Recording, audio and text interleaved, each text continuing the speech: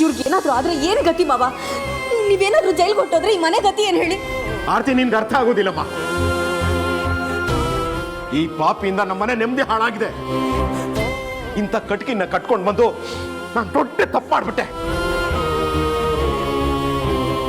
ತಗೊಳ್ಳು, ಈ ಮನೇಲಿ ಇರಬಾರ್ದು. ಕೃಪಾಕರ್, ಮೊದಲು ಪೊಲೀಸಿಗೆ ಫೋನ್ ಮಾಡಿ. ಮಾವ,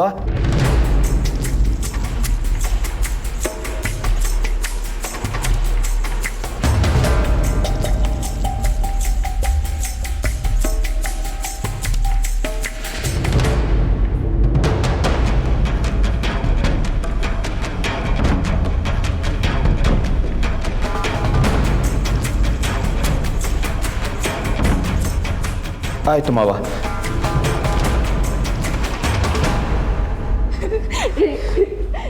ರೀ, ನಾನು ನಿಮ್ಮ ಕಾಲು ಹಿಡ್ಕೊಂಡು ಬೇಡ್ಕೊತೀನಿ, ದಯವಿಟ್ಟು ನನ್ನ ಕ್ಷಮಿಸ್ಬೇಡಿ. ನಾನು ಈ ಮನೆ ಬಿಟ್ಟಲ್ಲಿ ಹೋಗಲ್ಲ. ನನ್ನ ಜೈಲಿಗೆ ಕಳಿಸ್ಬೇಡ್ರಿ. ನನ್ನ ಜೈಲಿಗೆ ಮಾವ. ಪೊಲೀಸು ಜೈಲು ಅಂತೆಲ್ಲ ಬೇಡ ಮಾವ. ಈ ಮನೆ ಮಾನ ಮರ್ಯಾದೆ ಹೊರಟೋಗುತ್ತೆ. ಎಳೆ ಮೇಲೆ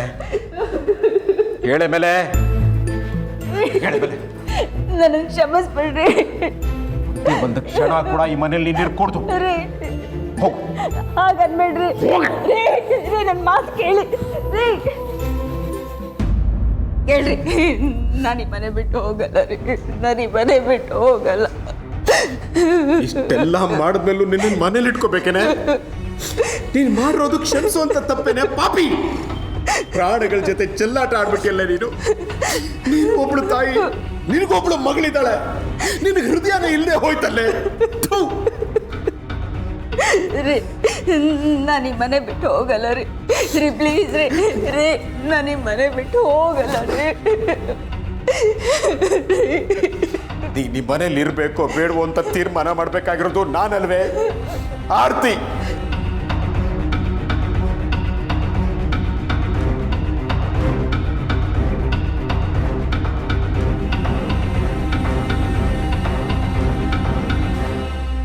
ಆರ್ತಿ, ನನ್ನನ್ನು ಕ್ಷಮಿಸು ಅಂತ ಕೇಳೋಷ್ಟು ಸಣ್ಣ ತಪ್ಪು ನಾನು ಮಾಡಿಲ್ಲ. ಪ್ಲೀಸ್ ಆರ್ತಿ, ನನಗಿನ್ನೊಂದೇ ಒಂದು ಅವಕಾಶ ಕೊಡು ಪ್ಲೀಸ್. ಈ ಮನೇಲಿ ಎಲ್ಲಾದರೂ ಒಂದು ಮೂಲೆಯಲ್ಲಿ ಇರ್ತೀನಿ ಆರ್ತಿ. ನಿನ್ನ ಕಾಲಿಗೆ ಬೀಳ್ತೀನಿ.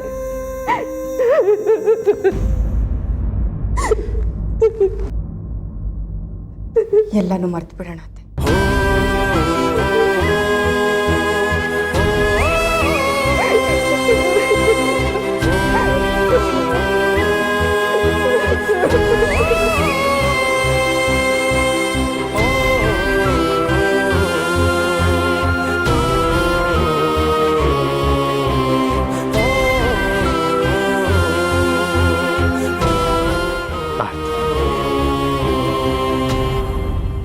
ನನ್ನ ಕ್ಷಮಿಸ್ಬಿಡಪ್ಪ, ನನ್ನ ಕ್ಷಮಿಸ್ಬಿಡು. ಮಾವ, ಏನ್ ಮಾಡ್ತಿದ್ದೀರಾ? ನಿನ್ನ ಚಿರುನ ನಿನ್ನಿಂದ ದೂರ ಮಾಡಿ ಇಷ್ಟೆಲ್ಲ ಘಟನೆಗಳಿಗೆ ಕಾರಣ ಆಗಿದ್ದು ನನ್ನ ಹೆಂಡತಿ ಅಂತ ಹೇಳ್ಕೊಳಕ್ ನನಗೆ ನಾಚಿಕೆ ಆಗ್ತಿದೆಯಮ್ಮ. ನಾನು ಹೇಳ್ಕೊಳಕ್ ಮಾತ್ರ ಈ ಮನೆಗೆ ಹಿರಿಯ ಅಷ್ಟೇ, ಆದ್ರೆ ಹಿರಿಯರು ಮಾಡೋ ಕರ್ತವ್ಯದ ವಿರುದ್ಧ ನಿಂತ್ಬಿಟ್ಟೆಮ್ಮ ನಾನು. ಅತ್ತೆ ಮಾಡಿರೋ ತಪ್ಪಿಗೆ ನೀವ್ಯಾಕೆ ಪಶ್ಚಾತ್ತಾಪ ಪಡ್ತಿದ್ದೀರಾ ಮಾವ? ಅತ್ತೆ ಅವ್ರು ಮಾಡಿದ ತಪ್ಪು ಅವ್ರಿಗೆ ಅರ್ಥ ಆಗಿದೆ ಅಲ್ವಾ?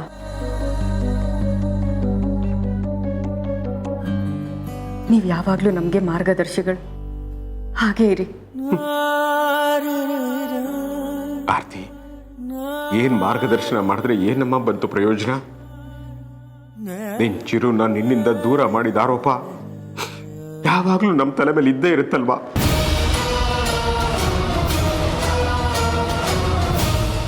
ಮನುಷ್ಯ ತಪ್ಪು ಮಾಡಿ ನನಗೆ ಪ್ರಾಯಶ್ಚಿತ್ತ ಆಗಿದೆ ಅಂತ ಅನ್ಕೊಂಡ್ರೆ ಆ ತಪ್ಪು ಸರಿ ಹೋಗುತ್ತೇನಮ್ಮ. ಸತ್ತಿರೋರು ಎದ್ದು ಬರ್ತಾರ? ಇಲ್ಲಮ್ಮ. ಯಜಮಾನ್ರೆ, ಚಿರು ಮತ್ತೆ ಹುಟ್ಟು ಬರಬಹುದಂತೆ.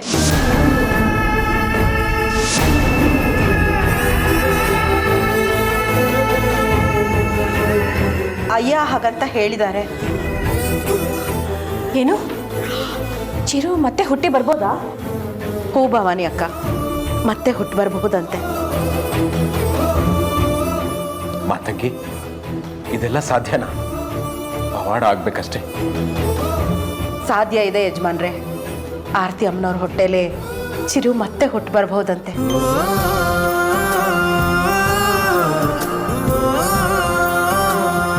ತಾತ್ಕಾಲಿಕವಾಗಿ 1 ವರ್ಷದ ಮಟ್ಟಕ್ಕೆ ಚಿರು ಆತ್ಮನ ಬಂಧಿಸಿದ್ದಾರೆ.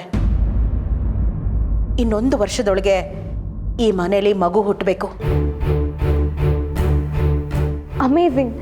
ತುಂಬ ಕ್ಯೂರಿಯಸ್ ಆಗಿದೆ ಕೇಳೋದಕ್ಕೆ. ಇದೆಲ್ಲ ಸಾಧ್ಯನಾ? ಅಶೋಕಣ್ಣ ಈಗ ಹೇಗೆ ಬದುಕು ಬಂದ್ರೋ ಇದು ಹಾಗೆ ಸಾಧ್ಯ ವೇದಕ್ಕ. ಹಾಗಾದ್ರೆ ಇನ್ನೊಂದು ವರ್ಷದಲ್ಲಿ ನಮ್ಮ ಮನೆಗೆ ಮತ್ತೆ ಮಗು ಬರುತ್ತೆ. ಚಿರು ಮತ್ತೆ ಹುಟ್ಟು ಬರ್ತಾನೆ.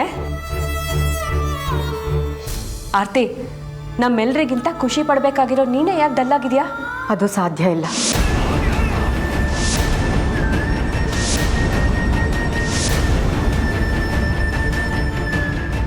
ಏನು ಹೇಳ್ತಾ ಇದೀಯ ಆರ್ತಿ? ನೋಡು, ಅಶೋಕ್ ಹತ್ರ ನಾನು ಮಾತಾಡ್ತೀನಿ, ನಾನು ಒಪ್ಪಿಸ್ತೀನಿ. ಅವ್ರು ಒಪ್ಕೊಂಡ್ರೆ ಇದು ಸಾಧ್ಯ ಆಗದೆ ಇರೋ ಮಾತು. ಯಾಕತ್ತೆ ಈಗ ಹೇಳ್ತಿದ್ದೀರಾ? 1 ನಿಮಿಷ ಬಂದು.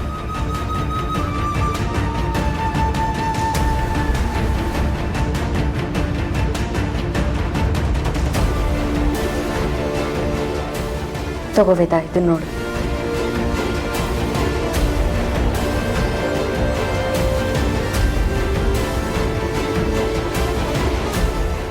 ಮಗಳೇ, ಏನಿದೆ ಅದರಲ್ಲಿ?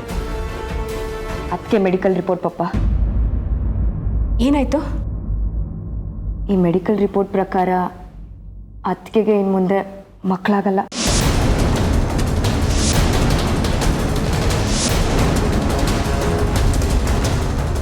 ಅಯ್ಯೋ ದೇವ್ರೆ, ಇದೆಂಥ ಪರೀಕ್ಷೆ! ಮುಂದಿನ ವರ್ಷ ಆಷಾಢ ಕಳೆದು ಪಿತೃಪಕ್ಷದೊಳಗೆ ಆರತಿ ಅಮ್ಮನವ್ರ ಹೊಟ್ಟೆಯಿಂದ ಗಂಡು ಮಗು ಜನಿಸ್ಲಿಲ್ಲ ಅಂದರೆ ಬಂದ್ಸಿರೋ ಚಿರು ಆತ್ಮ ಭೂಮಿ ಸೀಳ್ಕೊಂಡು ಮತ್ತೆ ಬರುತ್ತೆ.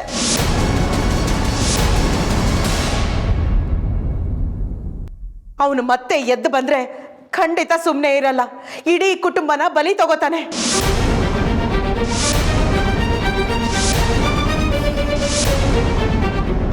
ಅಯ್ಯೋ, ದೇವರು ಹೀಗೆಲ್ಲ ಪರೀಕ್ಷೆ ಮಾಡ್ತಾನ?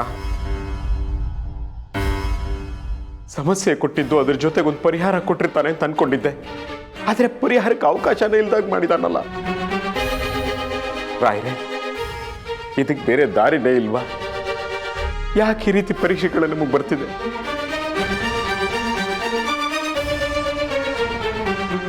ಮುಂದೆ ದೊಡ್ಡ ಆಘಾತ ಕಾದಿದೆ ಅಂತ ಗೊತ್ತಿದ್ದು 1 ವರ್ಷ ಹ್ಯಾಕ್ ಖುಷಿಯಿಂದ ಇರೋದು? ಹೇಳಿ ರಾಯರೇ. ಅಯ್ಯೋ ದೇವ್ರೆ, ಮತ್ತೆ ನಮ್ಮನೇಲಿ ತೊಂದರೆಗಳು ಶುರು ಆಗುತ್ತಾ? ಮತ್ತೆ ನಾವು ಇದೇ ಪಜಿತಿಗೆ ಬೀಳ್ತೀವಾ? 1 ನಿಮಿಷದಲ್ಲಿ ಕಂಡಿದ್ದ ಕನಸುಗಳೆಲ್ಲ ಇಷ್ಟು ಬೇಗ ನುಚ್ಚುನೂರಾಗತ್ತೆ ಅಂತ ಅನ್ಕೊಂಡಿರ್ಲಿಲ್ಲ. ಈ ಮನೇಲಿ ಮತ್ತೆ ಮಗು ಹುಟ್ಟುತ್ತೆ, ಮನೆಯವರೆಲ್ಲ ಸಂತೋಷವಾಗಿರ್ಬೋದು ಅಂತ ಎಷ್ಟೆಲ್ಲ ಆಸೆ ಇಟ್ಕೊಂಡಿದ್ದೆ, ಎಲ್ಲ ನಿರಾಸೆ ಆಗೋದು.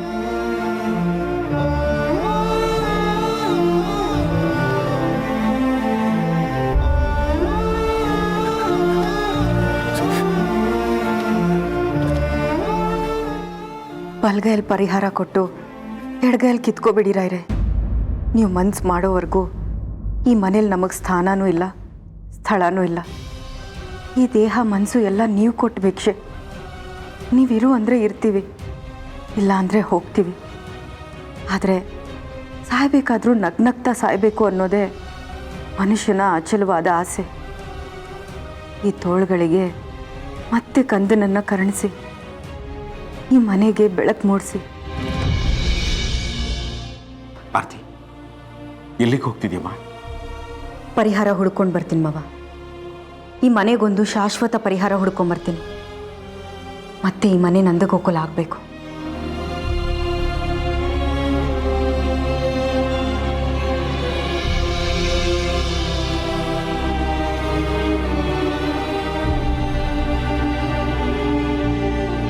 ಅಮ್ಮೋರೆ, ನಿಂತ್ಕೊಳ್ಳಿ.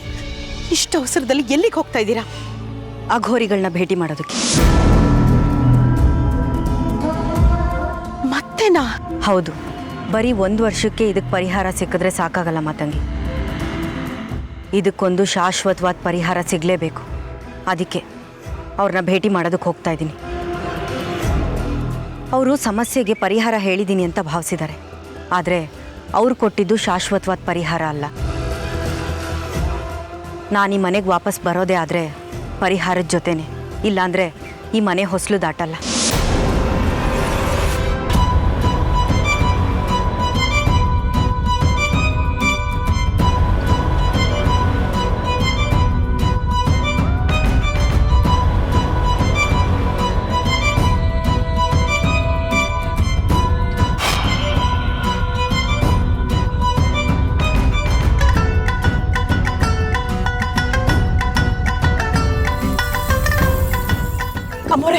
ಅಮ್ಮೋರೆ ನನ್ನ ಮಾತು ಕೇಳಿ. ಅಯ್ಯ ಸಿದ್ಧಿ ಪಡೆಯೋಕ್ಕೆ ಅಂತ ಹಿಮಾಲಯಕ್ಕೆ ಹೋಗ್ತಾ ಇದ್ದಾರೆ. ಅವ್ರು ಸಿಗೋದು ಅನುಮಾನ ಅನ್ಸುತ್ತೆ. ಇಲ್ಲ ಮಾತಂಗಿ, ನಾನು ಅವ್ರನ್ನ ಭೇಟಿ ಮಾಡಲೇಬೇಕು. ಅವ್ರು ನನ್ನ ಸಮಸ್ಯೆಗೆ ಪರಿಹಾರ ಕೊಡದೆ ಹೋಗೋ ಹಾಗೆ ಇಲ್ಲ. ಸ್ವಾಮಿ, ನನ್ನ ಮಾತು ಕೇಳಿ. ಅಮ್ಮೋರೆ, ಸ್ವಾಮಿ,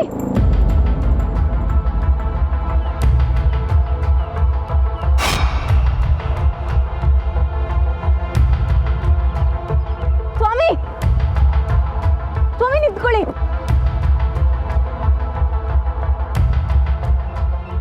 ಯಾಕಿಷ್ಟು ಅವಸರ ತಾಯಿ? ಮತ್ತೆ ಏನಾಯ್ತು? ಬೆಟ್ಟದಂಥ ಸಮಸ್ಯೆನ ಮಂಜುಗಡ್ಡೆ ಆಗಿ ಕರಗಿಸಿದಂಥ ದೇವ್ರು ನೀವು. ಈಗ ಸಮಸ್ಯೆನ ಕೊಟ್ಟು ವಾಪಸ್ ಕಿತ್ಕೋತಾ ಇದ್ದೀರಾ. ಕೊಡುವವರು ನಾವು, ಕಿತ್ತುಕೊಂಡರೆ ಶಿವ ಮೆಚ್ಚುವುದಿಲ್ಲ. ನೀವು ಕೊಟ್ಟ ಪರಿಹಾರದ ಪ್ರಕಾರ ಚಿರು ಮತ್ತೆ ವಾಪಸ್ ಬರ್ತಾನೆ ಅಂತ ಇಡೀ ಮನೆಯೇ ಹಾಲು ಕುಡ್ದಷ್ಟು ಸಂತೋಷದಿಂದ ತೇಲಾಡ್ತಿದ್ರು. ಈಗ ಅವ್ರ ಸಂತೋಷ ನನ್ನಿಂದನೇ ಹಾಳಾಯಿತು. ಮತ್ತೆ ಮಕ್ಕಳನ್ನ ಹೆರೋ ಭಾಗ್ಯ ಆ ದೇವ್ರು ನನಗೆ ಕೊಟ್ಟಿಲ್ಲ. ನನಗೆ ಮತ್ತೆ ಮಕ್ಕಳಾಗೋ ಯೋಗ ಇಲ್ಲ ಸ್ವಾಮಿ. ಜೀವನದಲ್ಲಿ ಮುಂದೆ ಬರೋ ದೊಡ್ಡ ಸಮಸ್ಯೆನ ನೆನೆದು ಭಯದಲ್ಲೇ ಬದುಕೋ ಹಾಗಾಗಬಾರ್ದು. ಮತ್ತೆ ಮನೆಯಲ್ಲಿ ಸಂತೋಷ ಮೂಡಬೇಕು, ಮನೆಯಲ್ಲಿ ಮತ್ತೆ ಬೆಳಕು ಚೆಲ್ಲಬೇಕು. ನಿಮಗೆ ಕೈ ಮುಗಿತೀನಿ, ಇದಕ್ಕೇನಾದರೂ ಪರಿಹಾರ ಕರುಣಿಸಿ. ದೇವರು ಪರಿಹಾರವಿಲ್ಲದೆ ಯಾವ ಸಮಸ್ಯೆಗಳನ್ನು ಕೊಡುವುದಿಲ್ಲ. ಪ್ರತಿಯೊಂದು ಸಮಸ್ಯೆಗೂ ಪರಿಹಾರವಿದ್ದೇ ಇರುತ್ತದೆ. ಕಡೆ ಪಕ್ಷ ಒಂದು ಪರಿಹಾರವನ್ನಾದರೂ ಇಟ್ಟಿರುತ್ತಾನೆ. ನಾವು ಹುಡುಕಿಕೊಳ್ಳಬೇಕು ಅಷ್ಟೇ. ಹಾಗಾದ್ರೆ ಈ ಸಮಸ್ಯೆಗೆ ಪರಿಹಾರ ಇದೆಯಾ? ಖಂಡಿತ ಇದೆ. ಆದರೆ ಆ ಪರಿಹಾರ ನಿನಗೆ ಆಘಾತವನ್ನುಂಟು ಮಾಡಬಹುದು. ಪರಿಹಾರ ಕೇಳಿದ ನಂತರ ನಿರ್ಧಾರ ನಿನಗೆ ಬಿಟ್ಟಿದ್ದು. ಅದೇನು ಅಂತ ಹೇಳಿ ಸ್ವಾಮಿ. ಪರಿಹಾರ ಸಿಗುತ್ತೆ ಅನ್ನೋದಾದ್ರೆ ನಾನು ಎಂಥ ಆಘಾತ ಬೇಕಾದರೂ ತಡ್ಕೋತೀನಿ. ಅಶೋಕನಿಂದ ಯಾರಿಗೆ ವಂಶೋದ್ಧಾರಕ ಜನಿಸಿದರೂ ಪುನರಪಿ ಜನನವಾಗುತ್ತದೆ. ಬೇರೆ ಗರ್ಭದಲ್ಲಿಯೂ ಸಹ ಮತ್ತೆ ಚಿರು ಹುಟ್ಟಿ ಬರಬಹುದು.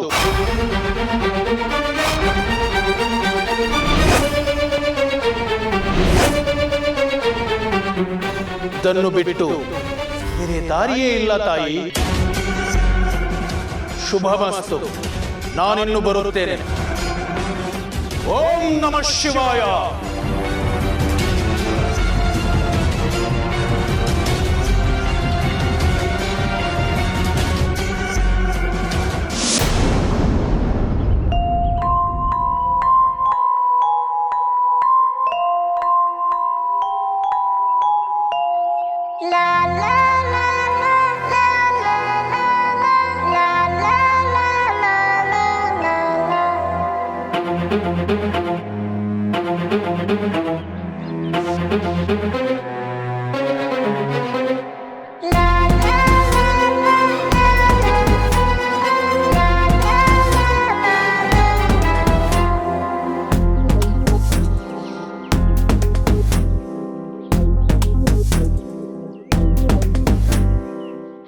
ನಾನು ನಿನ್ ಜೊತೆನೇ ಇರಬೇಕು ಮಮ್ಮಿ.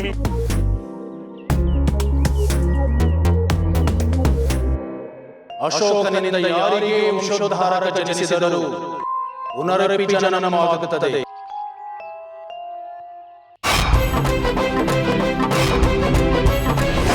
ಬೇರೆ ಗರ್ಭದಲ್ಲಿಯೂ ಸಹ ಮತ್ತೆ ಚಿರು ಹುಟ್ಟಿ ಬರಬಹುದು.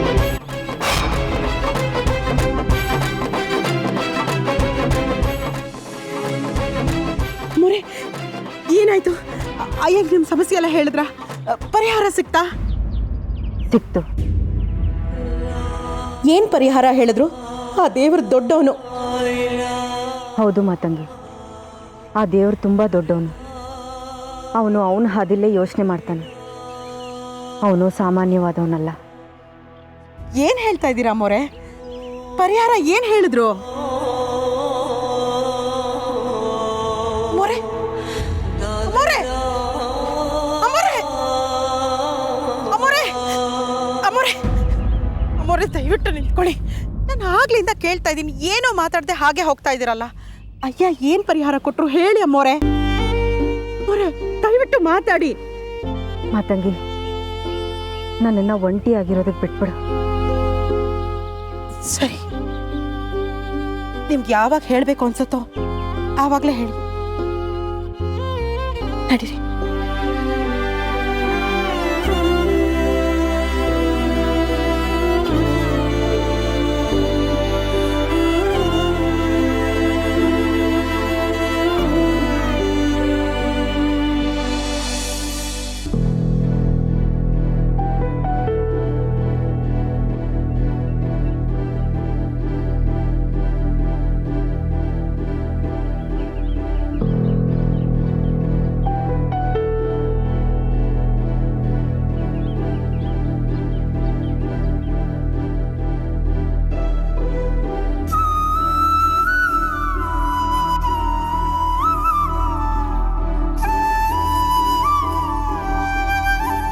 ಯಾಕೆ ಹೀಗೆ ಮೌನವಾಗಿದ್ದೀರಾ?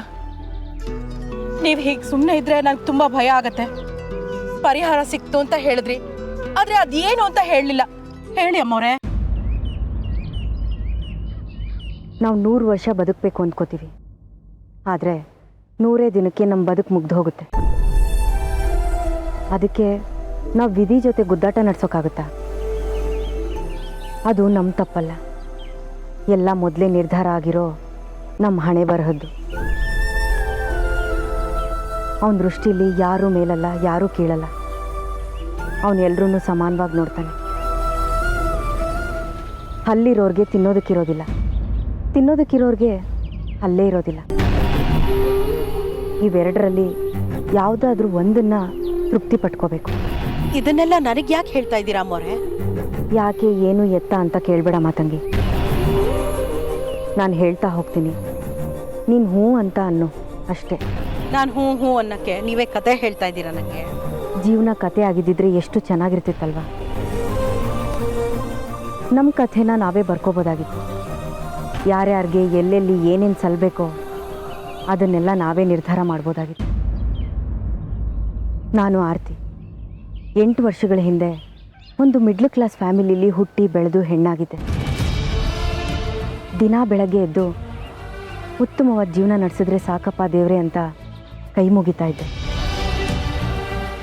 ಆ ದೇವ್ರಿಗೆ ಭಕ್ತಿ ಕೊಡದೆ ಹೋದರೂ ಕಷ್ಟ, ತುಂಬ ಭಕ್ತಿ ಕೊಟ್ಟರೂ ಕಷ್ಟ. ದೊಡ್ಡ ಮನೆಗೆ ನನ್ನನ್ನು ಸೊಸೆಯಾಗಿ ಮಾಡ್ದೆ. ಅಲ್ಲಿನ ಜೀವನ ಶೈಲಿನ ಅರಗಿಸ್ಕೊಳ್ಳೋದಕ್ಕೆ ನನಗೆ ತುಂಬ ದಿನಗಳೇ ಬೇಕಾಗಿತ್ತು. ನಾನು ಅದೃಷ್ಟವಂತರು. ನಾನೊಬ್ಬಳು ಜವಾಬ್ದಾರಿ ಇರೋ ಹೆಣ್ಣಂತೆ, ಹಾಗಂತ ಎಲ್ಲರೂ ಹೇಳ್ತಾ ಇರ್ತಾರೆ. ನನ್ನಲ್ಲಿ ಒಂದು ತುಂಬು ಕುಟುಂಬನ ಚೆನ್ನಾಗಿ ನಿಭಾಯಿಸೋ ಶಕ್ತಿ ಇದೆ ಅಂತಲೂ ಹೇಳ್ತಾ ಇರ್ತಾರೆ. ಒಂದು ಮಾತಿದೆ, ಕೇಳಿದ್ಯಾ ಮಾತಂಗಿ? ತ್ಯಾಗ ಮಾಡದೇ ಇರೋಳು ಒಬ್ಳು ಹೆಣ್ಣ ಅಂತ. ನೀವೇನು ಹೇಳಕ್ಕೆ ಹೊರಟಿದ್ದೀರಾ ಅಂತ ನಂಗೆ ಒಂದು ಅರ್ಥ ಆಗ್ತಾ ಇಲ್ಲ. ಸ್ವಲ್ಪ ಸ್ಪಷ್ಟವಾಗಿ ಹೇಳಿ ಅಮ್ಮವ್ರೆ. ಸ್ವಾಮಿ ಕೊಟ್ಟ ಪರಿಹಾರ ಏನು ಅಂತ ಕೇಳ್ತಾ ಇದ್ದೆ ಅಲ್ವಾ? ಹೇಳ್ತೀನಿ, ಕೇಳಿಸ್ಕೊ. ನನಗೆ ಮಕ್ಕಳನ್ನ ಹೆರೋ ಅದೃಷ್ಟ ಇಲ್ಲ. ಮತ್ತೆ ಚಿರು ನನ್ನ ಹೊಟ್ಟೆಲಿ ಹುಟ್ಟೋದಕ್ಕೆ ಸಾಧ್ಯನೇ ಇಲ್ಲ. ಇದಕ್ಕೆ ಪರಿಹಾರ ಅಂದರೆ ಅಶೋಕ್ ವಂಶೋದ್ಧಾರಕನಾಗಿ ಚಿರು ಹುಟ್ಟಬೇಕಂದ್ರೆ ಅಶೋಕ್ಗೆ ಮತ್ತೊಂದು ಮದುವೆ ಮಾಡಿಸ್ಬೇಕಂತೆ.